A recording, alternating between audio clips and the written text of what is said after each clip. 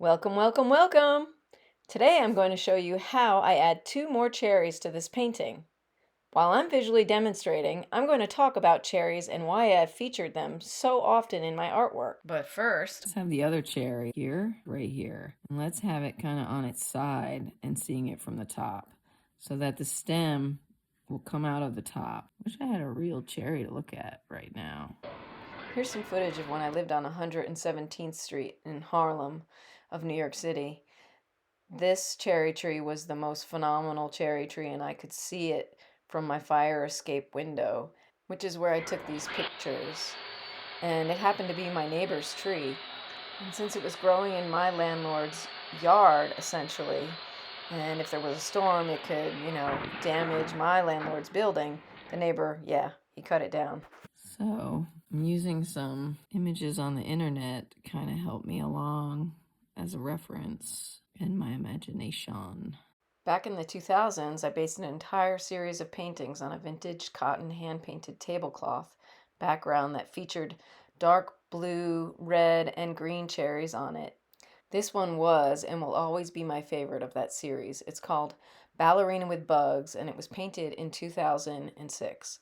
The whereabouts of this painting are unknown to me and have an entirely different crazy story surrounding it, which maybe one day I will venture to tell. Here's Chihuahua and Cherries, also from 2006, that was donated to the Bass Museum of Art in Miami, Florida.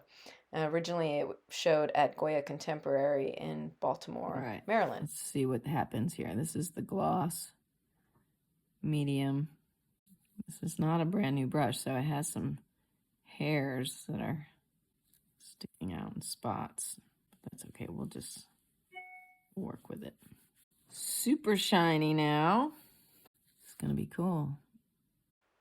You know when you're young and someone you think is cool says they like something, so immediately you gravitate towards that thing they like? Well, that's what happened to me with cherries.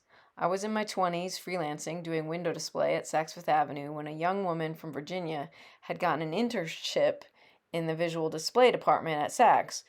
Our offices were in the boiler room of the building, 4 floors underground. I still have dreams about quickly descending all those stairs when the freight elevator was taking too long. The young woman intern squealed with delight whenever she saw anything depicting cherries. I imagine that the makeup vendors and the perfume and jewelry sellers could hear her on the main floor all the way from the boiler room through the elevator shaft. It seemed so perfect when the art dealer I had been working with at the time gave me a vintage cherry tablecloth, probably from the 40s or 50s. She gave it to me to use as a backdrop for my still lives because she knew I liked printed fabric pattern backgrounds in my work. Well, that's all I needed for inspiration. It's funny how my mind works.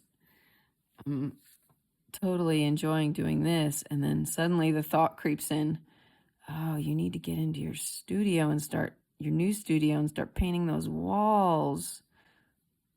Start getting that second coat on those walls. But I'm going to tell myself, just concentrate on what you're doing right this moment. Don't worry about the walls. They're not going anywhere.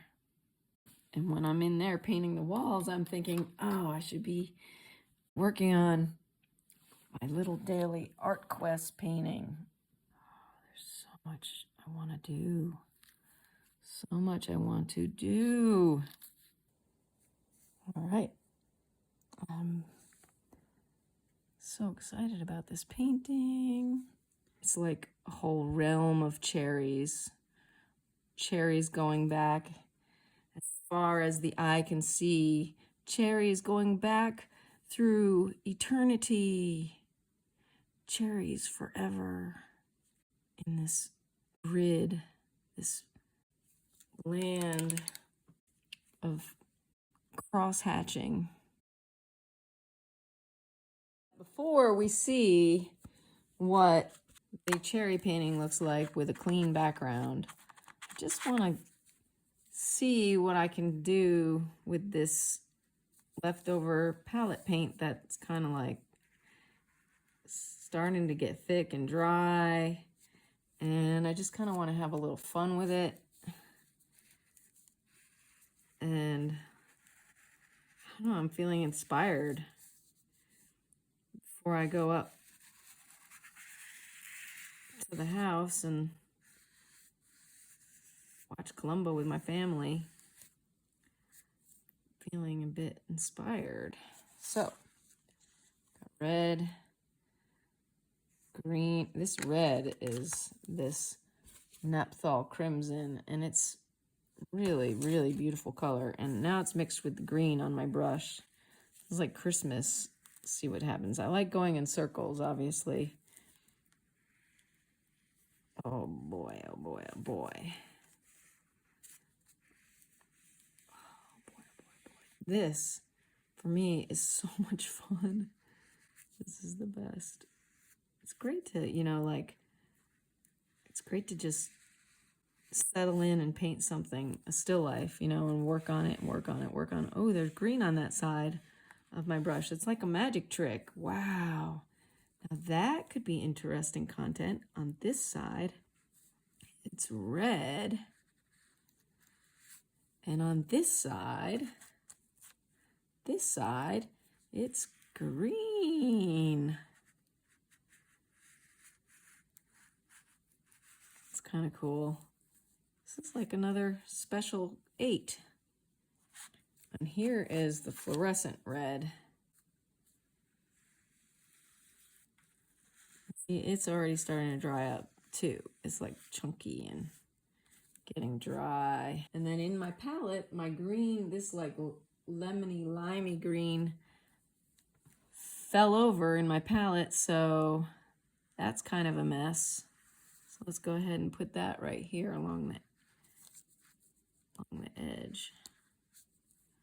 Wow. Now how about up here? I'm gonna start it right there. It's mixing with the other colors on my brush. I like that. I like to see colors mix. Let's turn the brush sideways. Bring it down. Nice and straight. Woo-wee. All right. Now, let's stop there and we'll pick it up tomorrow where I left off. Okay, everybody. I hope to see you tomorrow. Let's see, maybe I can turn this thing. Oh, it's a little tight. See you tomorrow. Thanks for joining me, and please subscribe. Ciao. Wait a minute, I almost forgot. The cherry painting. We have to see that all cleaned up.